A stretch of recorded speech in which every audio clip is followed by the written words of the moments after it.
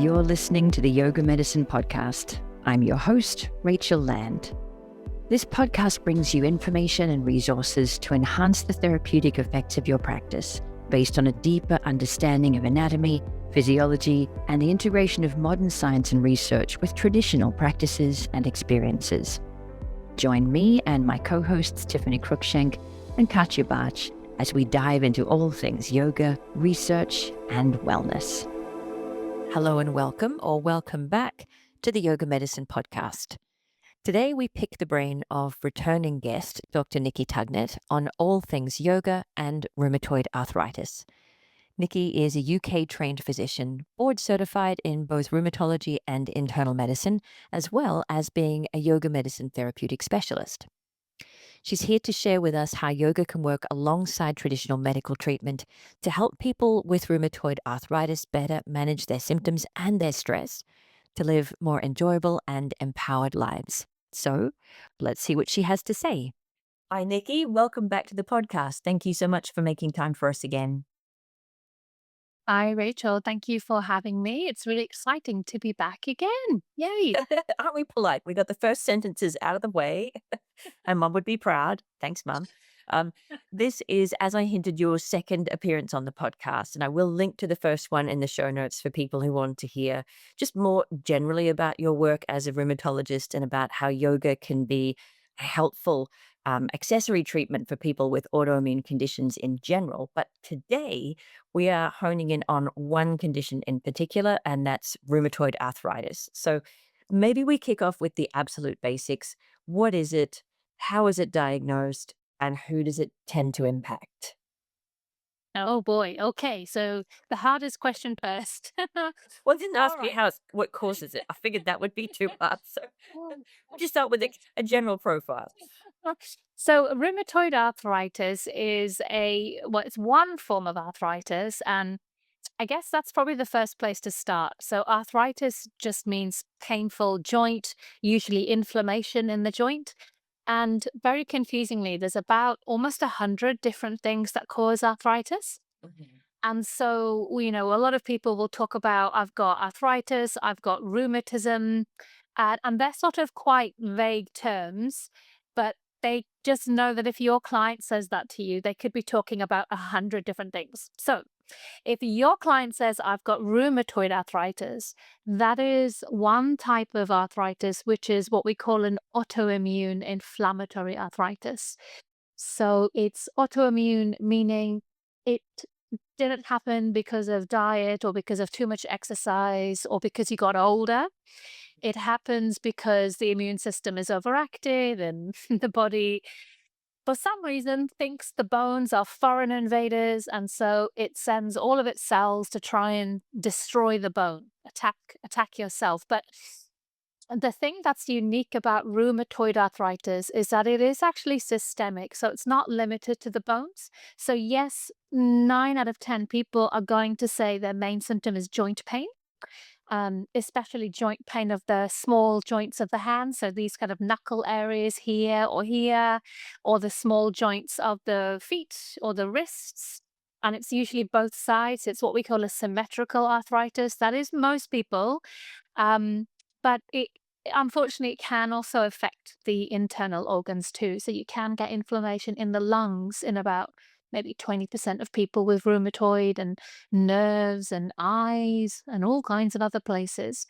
Um, so it's something which appears in anybody of any age, but most commonly probably that 40 to 60-year-old, or the 20 to 40, but mainly 40 to 60 age group. And yes, like many autoimmune things, it's largely women. Not only women, but it's much more predominant in women too. It sounds already kind of difficult to diagnose. You've given a couple of clues about it being symmetrical and most often impacting small joints, knuckles, wrists.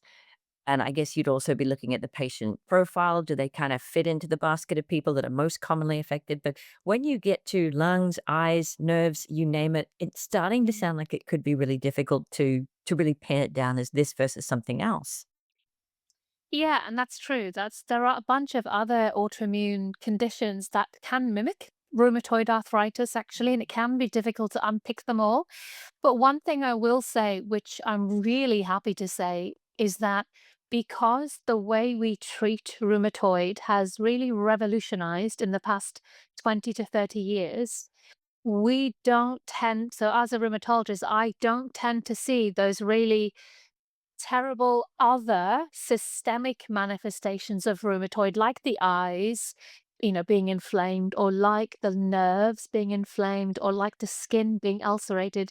Thankfully, I don't see it as much now compared to my predecessors 30 years ago, because the way things were done and treated were really different. So I think the key point is that now we're able to recognize it earlier. We've got sophisticated tests, and we can therefore treat it earlier and hopefully prevent all of that systemic inflammation, and help our people achieve what we call remission.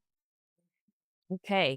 And you also snuck in there really quickly some myth busting of it's not just older people. It's not that you've overused your joints. It's not, you kind of busted some of those myths early. It's just something that happened for some reason that we don't know that got your immune system overexcited and it tagged something that belongs to you as foreign and started treating it accordingly.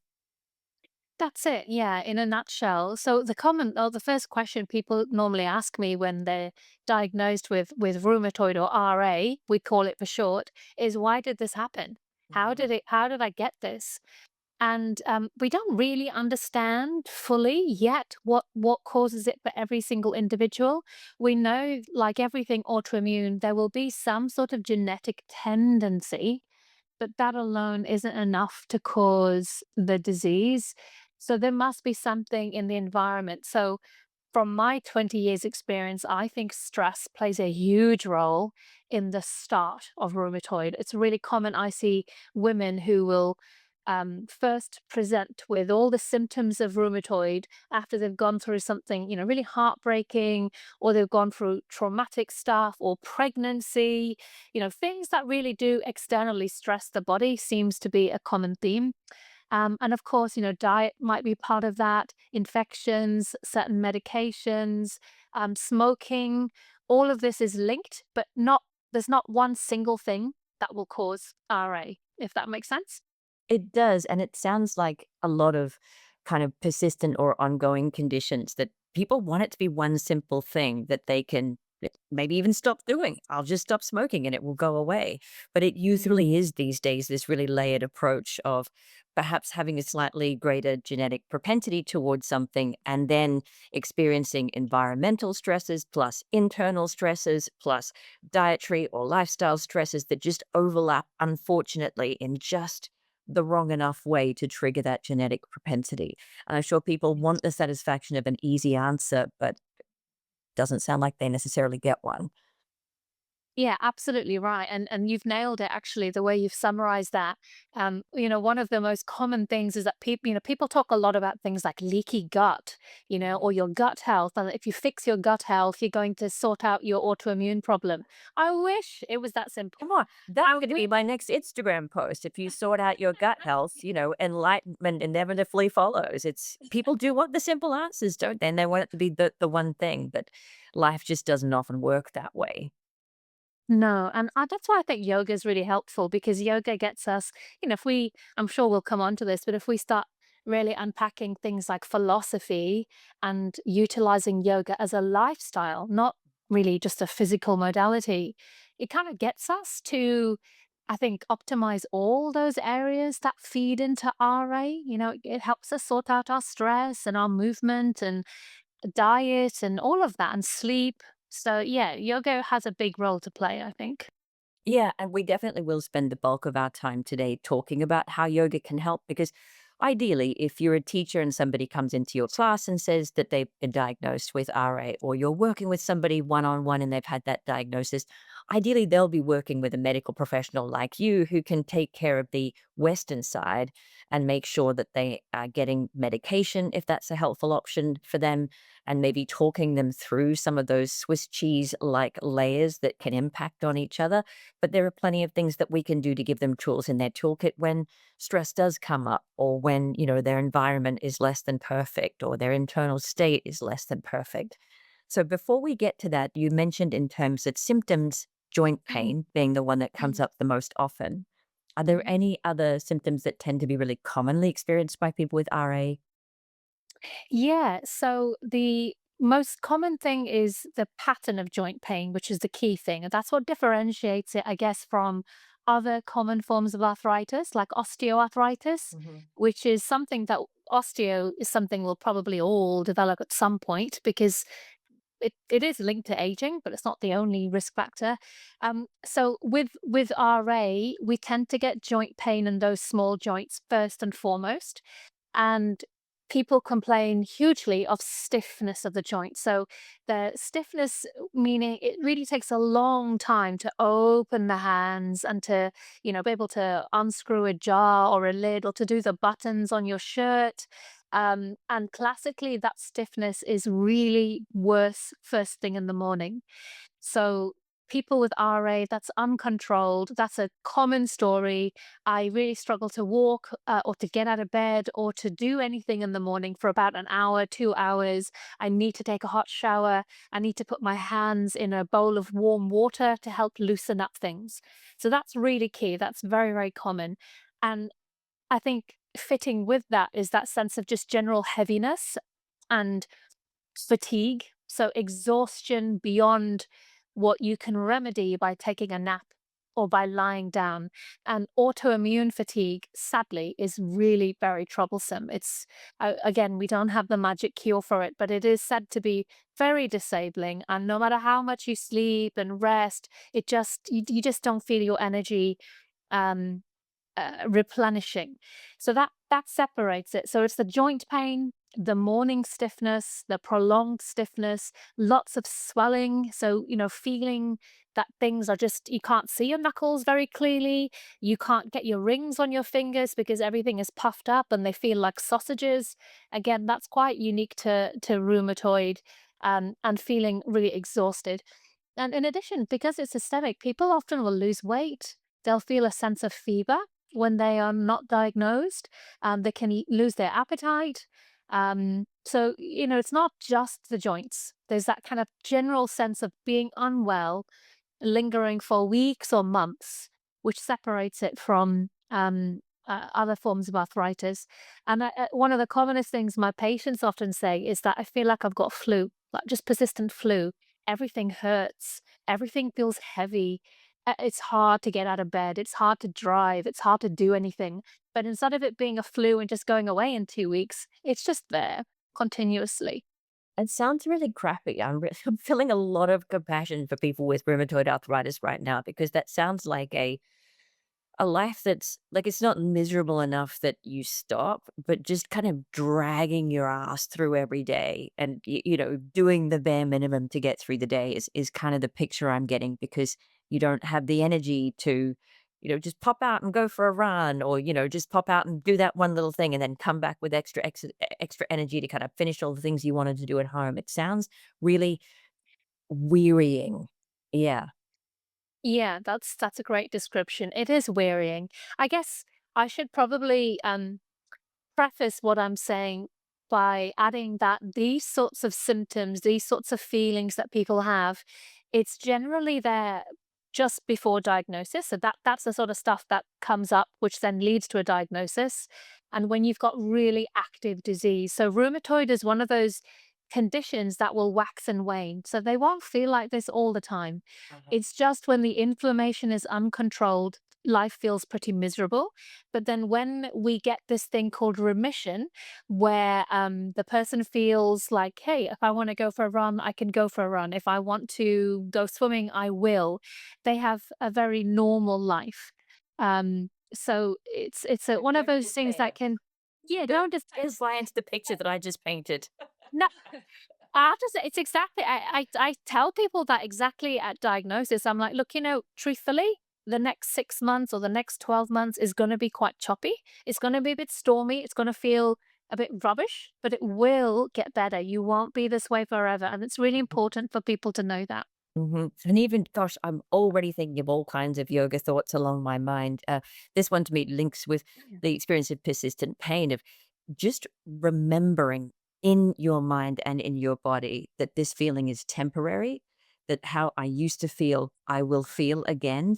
Even visualizations like that can be so potent, just to remind the brain that this isn't new normal, this isn't forever, this is now, and now will Yes. pass. So I'm already thinking into how yoga can help it in just from the conversation we've had in the first few minutes. So Yeah. maybe we head to that. Obviously, I'm hoping people will work with an expert like yourself so that you can help them get their symptoms under control and get into remission. I presume for a lot of people, medication is required for that. Yeah, it is. So I would say the vast majority of people do require medication, maybe not necessarily forever, Hmm. but for a prolonged period of time. I mean, if you think you might have RA, you do need to go see a rheumatologist, a specialist. We will really just listen to your story, because your story helps us make the diagnosis and examine you, and then we can run all kinds of fancy blood work and do lots of imaging and scans, and then piece it all together and give you this diagnosis, and then talk to you about medication, but not just medication, because as we mentioned, lifestyle has an important role to play. But I would say that in my experience, probably 80% of people do need medication right from the outset. Otherwise, that really terrible, heavy, life is miserable feeling, it persists a lot longer than it should, because the inflammation isn't controlled. Yeah, and I think there's a lot of resistance in the yoga world to taking medication. It's evil, it's artificial, it's modern, it's Western.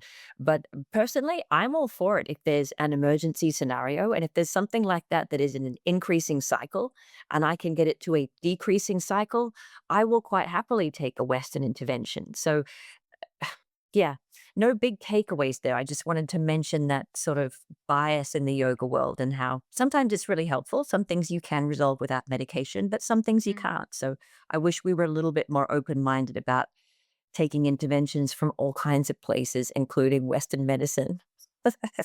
Totally. And actually, you highlight a really important fact, which is, if you're working as a yoga teacher with somebody who's got RA, you've probably got a much closer working relationship with that person. They might be too scared to tell their specialist that they've stopped taking their medicine, for example, or that they're not taking it the way they should, or, they might be too scared to kind of voice their beliefs. And not that it's your role as a yoga teacher or my role as a yoga teacher, to tell your clients to take a medicine, but I will just say you could kind of share with them that I say, and I know from lots and lots of studies, that if we really treat rheumatoid well in the beginning, they're going to do much better in the long run. So you remember how I mentioned 20, 30 years ago, Hmm. RA, it kind of often caused skin ulcers and nerve problems and lung problems and eye problems.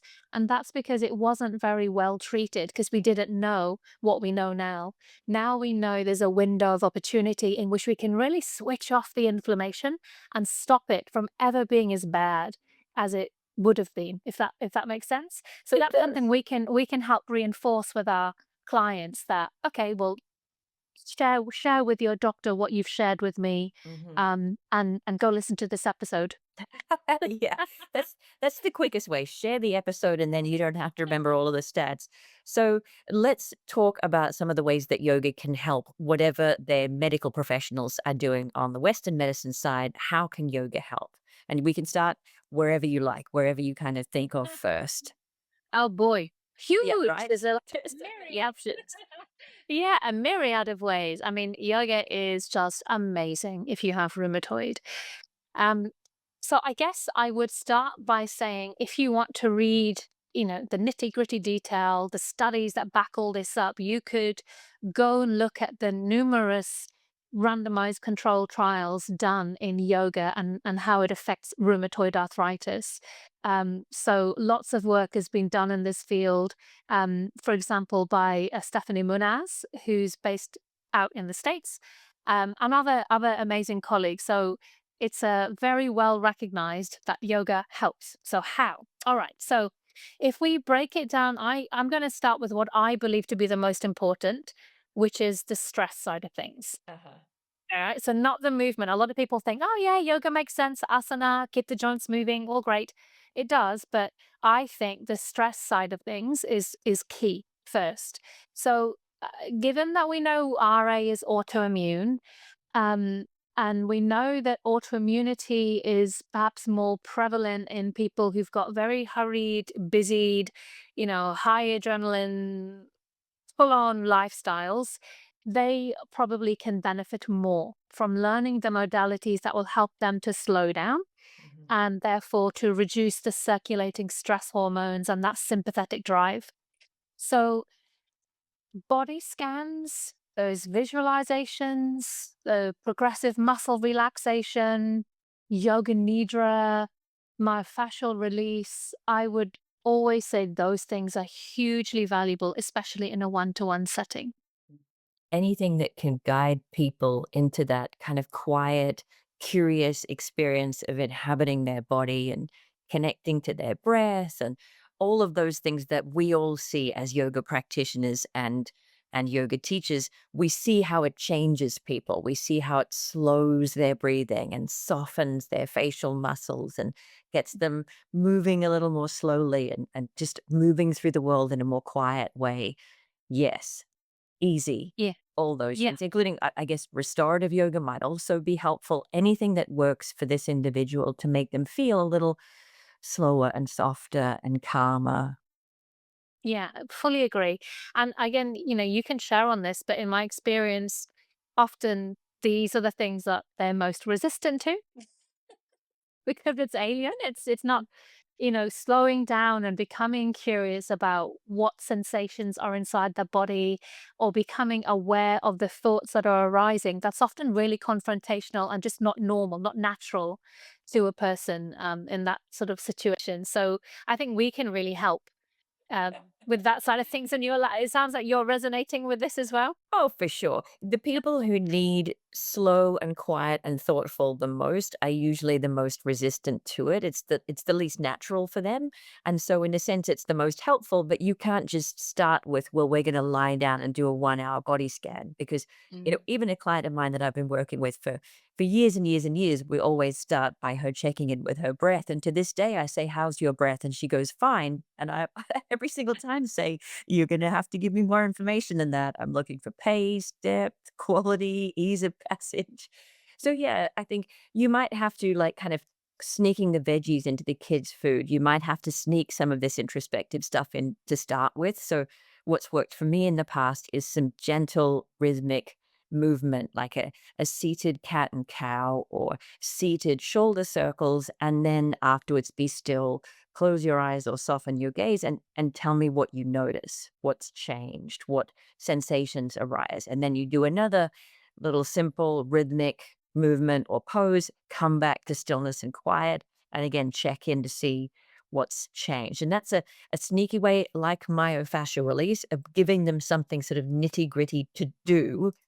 And then after that thing is done, what comes up? What do you notice? It sort of gives them an excuse to go into that more inward state as opposed to saying, okay, you've come in, rushed and hurried and stressed. Now, relax. Mm. Yeah, absolutely. Totally agree. And Mm. I love that analogy of sneaking the veggies. And that's it. I also like to sneak the veggies. And it's true. I will always start with some gentle movement first. You just have to because you can't, as you say, you can't say, okay, let's just lie down and get straight into restorative. Um, but I would say in terms of benefits, the more we can sneak that in, Mhm. over time, I think that helps more than most other aspects of yoga in my experience. So And I think it's because that's the one thing that, as yoga teachers or yoga therapeutic specialists, we can do that's quite unique, which they can't get at the physio or at the body worker, you know?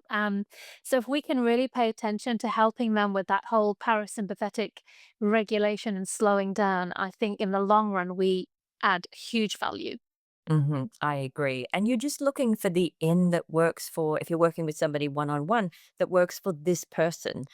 Or if it's a student coming to a group class, you're just starting to get them to pay attention to, you know, taking opportunities to be quiet and slow, noticing what poses make them feel relaxed, what their favorite restful poses are. And you're just guiding them to, now that you found that thing that works for you, come back to it when you need to. If you're rushing home from work and you're feeling really agitated and everything's noisy and everything's happening at once, remember that breathing practice that really helped you in class last week. Even 1 minute of that will make a noticeable difference to your internal state. So, whatever the hook is for that person, Yes. you're trying to help them find that hook.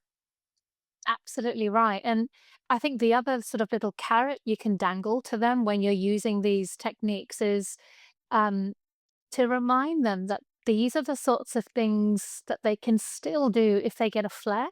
So if their rheumatoid does really badly flare up and their hands are really swollen and they can't, or their knees or whatever, they can't be doing a tabletop or standing asana, they can still sit and breathe. They can listen to a guided visualization, a pain meditation. I often use pain smudging meditations, or I'll use healing meditations, or where they're visualizing, healing golden light coming into the body, It's always things like golden. that. It's always going. It's always Not golden. red. It's never red or, kind of greeny brown, which it probably would be if it were traveling through the body. What's paint smudging? I've never heard that phrase before. So pain nudging is you get them to focus on an area of, let's say, discomfort or tightness or tension in the body, and then really drill down to so that they can kind of identify the characteristics of that tension. So, like, is there an emotion associated with it? How does it make them feel? And then you shift their attention to a part of the body that feels free and light and easy and, nice and comfortable. And then you gradually just keep on moving their attention between the painful and the non painful back and forth until you get this coalition so that they over time start to, you know, I would say not tune out, but dial down the awareness of the painful area or the discomfort because they can see how it can become a much more easeful area. Yeah, I love that because when you're in pain, the pain dominates, doesn't it? Our brains are so wired to look for that threat perception, that that area of wrongness, that it becomes bigger and bigger and bigger in our nervous system. And if you can encourage people to find other areas where that sensation is absent and just keep bringing their attention between them, it's just one thing and another thing, one thing and another thing, as opposed to this is everything. It's sort of, I can see it really putting the pain in perspective. I love that approach. Yeah, thank you. Yeah, meditation. I mean, we've kind of touched on this, but meditation is just so important and pranayama is so important. So for me personally, when I teach, whether it's a group class or whether it's one-on-one, no matter what I've done in the class, I will always keep 10 minutes at the end for something like meditation. That's so hard to do. Always. I know, literally.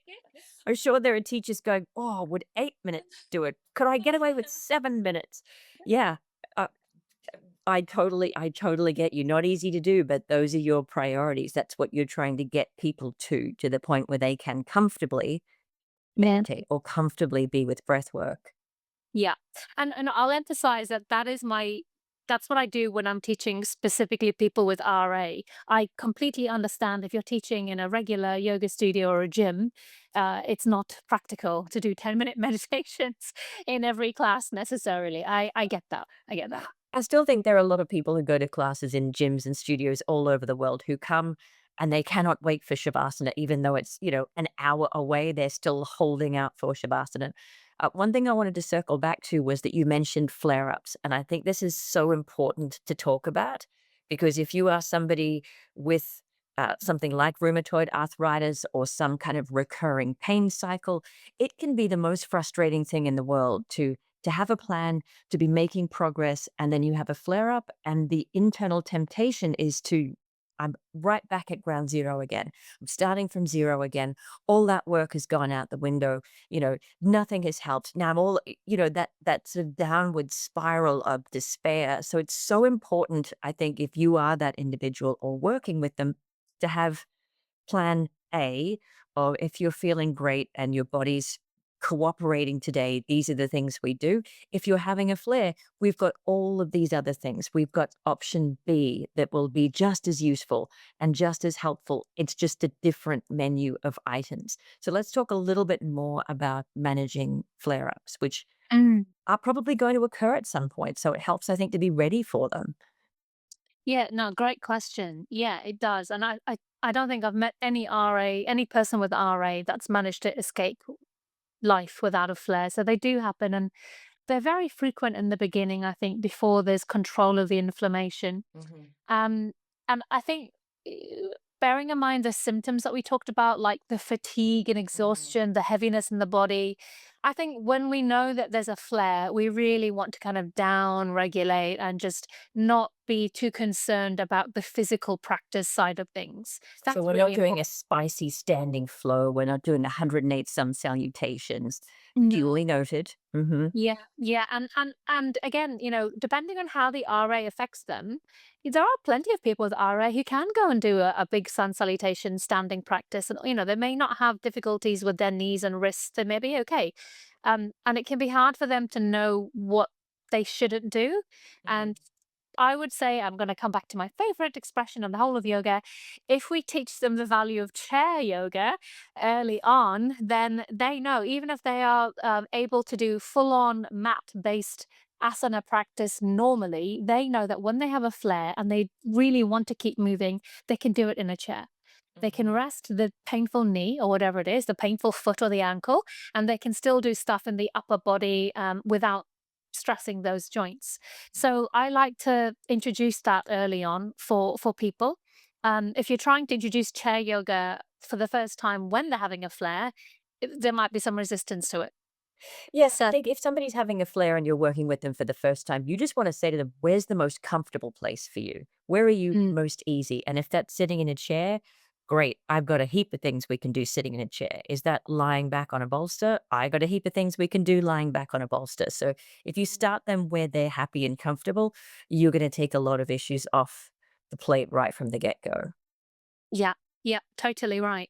And the other thing I think which is great for flare, and this is what my clients tell me when I teach my little sort of arthritis class, is that yoga nidra is wonderful actually.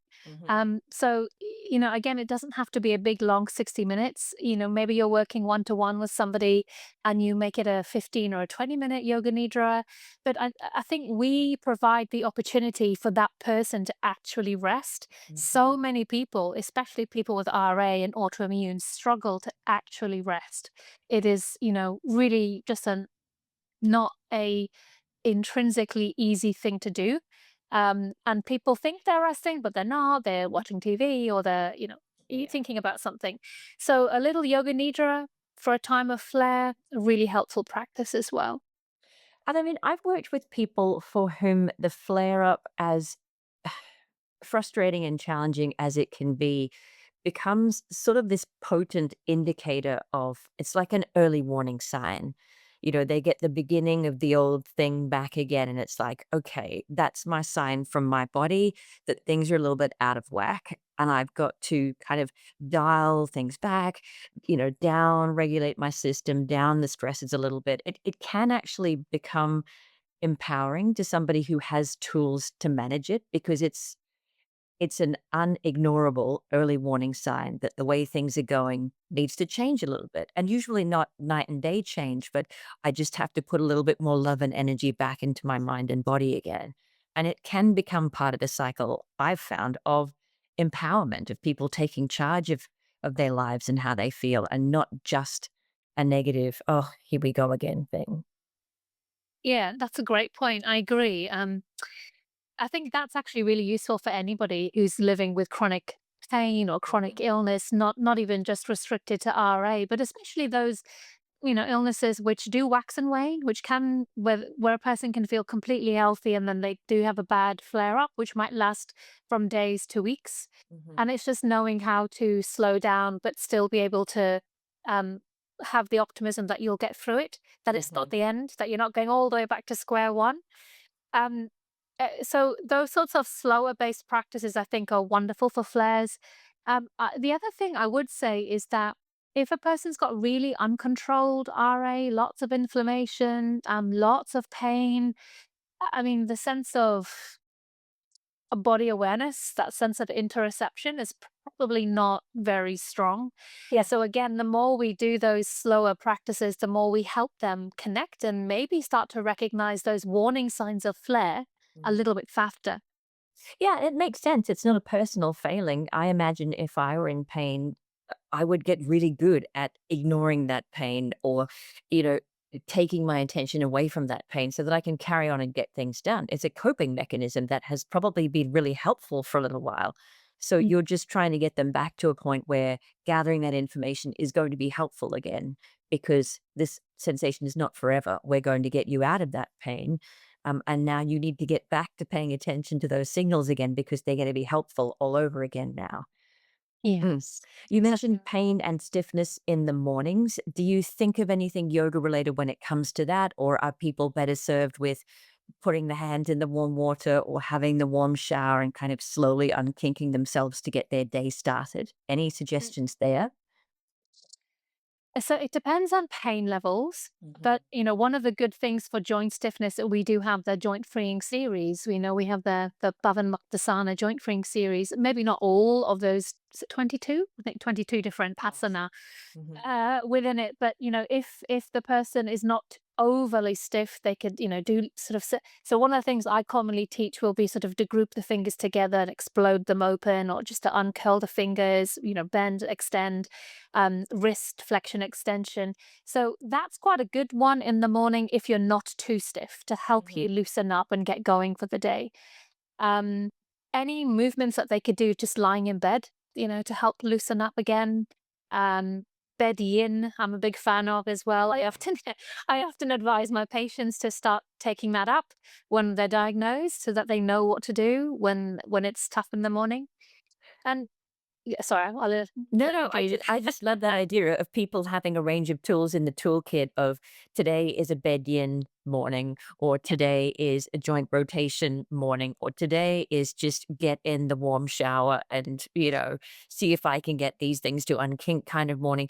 Giving people options in their toolkit makes such a difference to compared to the experience of just being subject to it and having nothing you can do, having options that you can call on makes such a mental difference, doesn't it, to dealing with any condition? It does. It really builds that resilience. Mhm. And I think that's one of the things that yoga, especially if your client is interested in getting into the nitty gritty of yoga, the philosophy, for example, which we don't always talk about. We don't always teach as yoga Mhm. teachers. We don't always know. I mean, it's a huge area, but even talking about yamas and niyamas, that concept of santosha, that it accepting yourself where you are and really doing that, so that on those days that you can't get out of bed, those days that you just need to take a sofa day, that's okay. Giving yourself that permission, because that is practicing ahimsa. That's in line with santosha. And then on the flip side, the idea of like tapas, that self-discipline, that means you would commit to your daily meditation or your daily visualization, even if you don't want to, Mhm. because it's going to help you. So again, we can weave those sorts of elements in depending on how comfortable your client is with that. I think that's so powerful. And you've already shared like a million different tips that people can use depending on what seems to resonate with the individual that you're talking about. Is it a bit of myofascial release to get them back into their body in a more non-judgmental way? Is it yoga nidra to give them that sense of restoration that they're not able to get from sleeping or, lying on the couch watching TV? Is it breath work? Is it more formal meditation? Is it gentle movement, joint rotation? Is it a bed yin series? Is it to start diving into a bit of philosophy of the importance of truly being honest, really being truthful with yourself about where you're at and what you need on the day, and whether it is the day that you need a little push, or is it the day that you need a little support and a little extra love and care. Even that really does empower people to get to know themselves better and to kind of take charge of their experience, which is everything when you're managing something chronic, as well as just managing, I can't think of a way to say it without swearing, the shit show that is life sometimes. You know what I mean? I like to use that life is getting lifey. Yes, life gets lifey quite a lot. That's much politer. Yeah, I like that. Anything else that you think when we're talking about individuals? We've covered many of the limbs there already.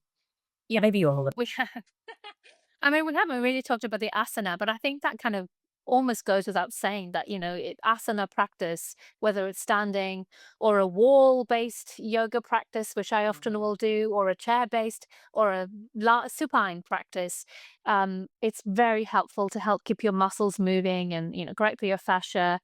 Again, tons of studies show all that.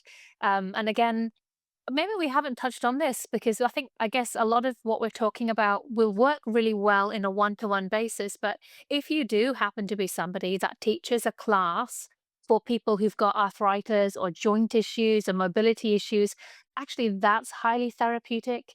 That sense of community, that sense of practicing with a bunch of folk who know what it feels like when you say, I'm stiff, Mhm. to get you. They meet you where you are. They totally understand. It improves that sense of isolation that many people can feel. And that in itself is also healing. That in itself is going to lower stress hormones. Mhm. And we want to lower stress because it lowers inflammation. Yeah.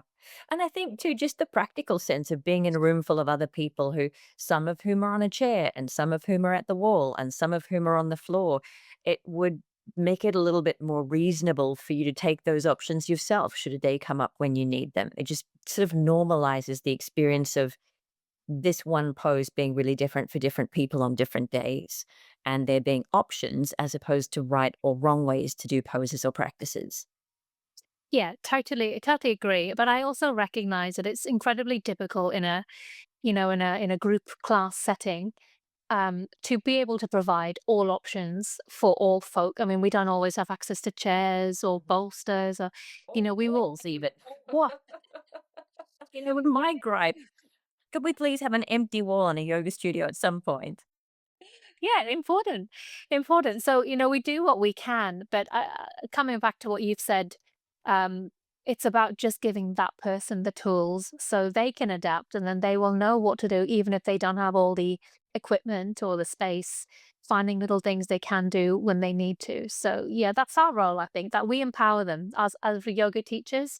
That's very different, I guess, to what the doctor does, to what the rheumatologist does. Mm. Um, but we can empower them in a way that others can't, I think. When you were talking about options there, is this a uniquely Kiwi thing, or does this come up all the way around the world? That there are definitely people that I come across who, maybe their joints are really swollen and painful and stiff, but God damn it, they're doing every single pose. They're doing the hardest option every time. Props are for wimps. Do you come across that as well, where there are people for whom I wish the gift that I could give to them is you being in pain is not necessary for the experience of you practicing yoga. In fact, you taking options that reduce your pain are much more compassionate ways for you to inhabit your body. I would be so happy to see you bypassing the things that cause you pain and taking options that don't cause you pain. Do you come across that? People who feel like they just, they need to do every single thing and they've got to do it to the nth degree. God damn it. Pain be damned. I do, and I think it sort of linking back. It's that sort of trait, that characteristic. I think it's far more common in people who end up with autoimmune stuff. It's not the cause of autoimmunity. I will just say Damn it, that. we haven't scratched the case. That no pain, no gain mentality you're saying goes with the type A, doing everything all the time, never stopping, never resting. It does, it does. And unfortunately, it's the habit of a lifetime, isn't it? It's characteristics and habits that we've accumulated over all our life. And then along comes this yoga teacher saying, okay, we need to kind of do things differently, be kind to yourself, don't push through. Actually, it's very hard to take that advice on board and to make meaningful changes. And I guess all we can really do is just keep reminding them over and over again. And I do see, I mean, in people who I've been teaching for probably a couple of years now, I do see the changes happening. I do see that whereas they would have kept on pushing through, now they will sit down and just disappear off camera for a bit. You know, I teach an online class, they'll disappear off camera, and I know that they're just resting, and that's great. And Mhm. you know, so it's I think it begins to seep in slowly It over does time. take time though, doesn't it? Yeah, I guess the question that I have found helpful in that scenario is, they did the thing, they went through the pain and did whatever the thing was. The question that I have found helpful is, did you feel better afterwards? And usually the answer is no. Usually they felt Mm. worse afterwards. And I'll just sort of go, oh, you know, maybe you don't do it next time. And then maybe 7 years later, they won't do the thing. But you're so right to say that it does take time and repetition, that pain is not gain. Pain is just pain. Yes. Yes, it is. And I think the more closely that you can work with either that group or that person one to one over time, I think the more value we add. Because I think it eventually does seep in. Because the RA, it's uncontrollable in some ways, and it's unpredictable in some ways, and Mhm. you become the kind of the stable, solid, repetitive presence in that person's life, along with other healthcare professionals who are helping that person. So your words become, I think, important over time. Yeah, and the Mhm. message does seep in. But yeah, I coming back to what you said, yes, I hear it all the time. No pain, no gain. That's why I like pain meditations, because I think, okay, all right, well, we're going to focus on pain then. So I think you've already brought out some really powerful takeaways for teachers. If you're teaching a group class, the expectation is not that your class will perfectly meet the needs of this one person with RA, obviously. But if you have the opportunity to work with somebody one on one, you're looking to really listen to that person and hear them, meet them where they're at. Even though we know how helpful nervous system downregulation will be, you may not be able to start straight away with a 60-minute, guided meditation. You might need to meet their energy level where it's at, give them an outlet for some agitation or energy. And then wherever you can, sneak in those vegetables, sneak in the practices that help them feel more calm, more grounded, more relaxed. And in my experience, those things will differ for different people. So to begin with, you're really just kind of fishing. What do they respond to? Do they like myofascial release? Do they like breath work? Do they like yoga nidra? Do they like guided relaxation or meditation? Do they like visualization? Is it rhythmic movement that does it for them? Is it the music that I'm playing? So kind of trying a whole bunch of things and seeing what helps them relax, and then seeing if you can sneak in more and more and more of that as time goes on. Yeah, totally agree. And once you've given the client what they want, um, I would say that if there's no time for anything else, there's no time for MFR, anything else, just really try to cultivate 10 minutes or 5 or 10 minutes for that meditation or that body scan or that progressive muscle relaxation or that visualization somewhere. And it Mhm. probably will be the end of the practice, because it's quite nice. I find that you can kind of link it feeds very nicely into Shavasana. So classically, generally when I teach, um, so thinking about a class I taught this morning, actually, my group class for folk who've got autoimmune and arthritis, we always will start with a few minutes of mindful awareness while seated in a seated mountain shape. And then we'll progress into the moving asana part, to, I guess what you might call the more yang part of the practice. And that might be fully seated, that might be standing up. So you've got all of the muscle and myofascial benefits. And then I bring them down to a comfortable place, whether that's seated or lying down, and do a 10 to 15-minute meditation or visualization, and then that slides into the shavasana. So I think that's super important. And again, when this has been studied, when yoga for RA has been studied, that has been one of the key things that's come out of the studies that is beneficial for folk. Because again, we know that actually if we do that, we help them lower their inflammation, um, sort of without getting too technical, all the chemicals that generate inflammation, it all comes down. But that's only going to happen if we can carve out that time. So I know it's hard, especially when your client may be really wanting to do other things. But if we can slowly come to that slowness towards the end of the practice, it can work well.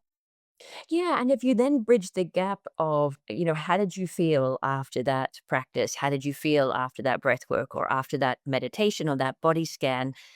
If they enjoyed it, if they felt better afterward, you can plant the seed of, you could take yourself through that before bed at night, or you could take yourself through that if you get home in the afternoon and you're just too exhausted to do all of the next things that are on your list. You could spend 5 minutes doing a version of what we just did and see how that goes, giving them options of things that they can sneak into their life in between sessions can start to make a really measurable difference in their capacity to handle life getting lifey, as you said. Yeah. Yeah, fully agree. I think the biggest challenge is um, for folk with RA to start to do that on their own. I Mhm. think it's really difficult when you've led a super busy life and you haven't really had to pause, and you've pushed through whatever has gone on in life. Often I've found that people don't get that rest until they come to see me. It's like I'm the person who perversely gives them the permission to Yeah. rest. And it shouldn't be that way, right? We should all feel that we can take 10 minutes, but no, it seems to be really challenging. But yes, if they could take 10 minutes every day, I think they would benefit hugely, hugely. And the other big takeaway, I think, is to have a plan for flare ups because they'll probably arise at some point. You said more earlier on when people are still getting the inflammation under control. And also before maybe they're fully aware of what the early warning signs are and they're able to take actions that stave them off getting worse. So have a plan for flare ups with a practice that is more gentle, that avoids things that irritate or kind of aggravate the pain and really focuses on that gentle, down regulatory, calming, soothing, cozy little nests, anything that makes people feel safer and softer and quieter inside. Anything else that you think people need to know before we wrap up?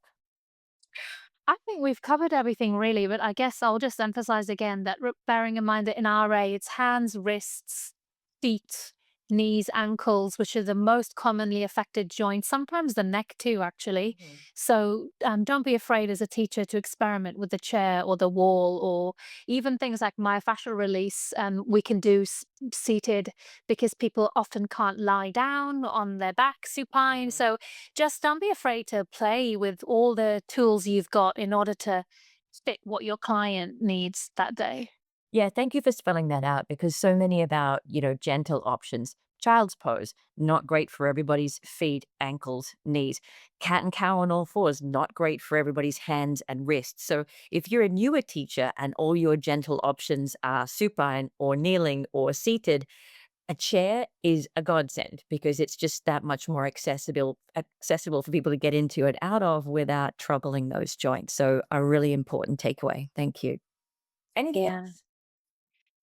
And I think I did mention, but maybe look up as a teacher, you could look up the joint freeing series. So that's quite useful. As I say, that's specifically for relieving stiffness and lubricating the joints. And it's all the joints of the body, not just your hands. So that's worth Great. looking at. Well, we will link to that in the show notes as well as your previous episode, which was episode 112 on yoga and autoimmune conditions. We will also link to all the places that people can find you and your practice if they want to know more. So I think that's us. Thank you so much for taking the time, Nikki. Thanks, Rachel. It's been amazing as I expected. Thanks so much. Thank you. Thanks for listening to Yoga Medicine. If you liked the show, be sure to subscribe and leave a rating and review on Apple Podcasts or wherever you listen to podcasts. And if you got something out of this episode, please spread the word and share it with a friend. You can find more information, articles, trainings, and classes at yogamedicine.com. Check us out on social media as Yoga Medicine, or you can email us at info@yogamedicine.com. Thank you for being part of our Yoga Medicine community. The content of this podcast is not medical advice and is not meant to replace medical care. Please consult your healthcare provider to determine what is best for your unique healthcare needs.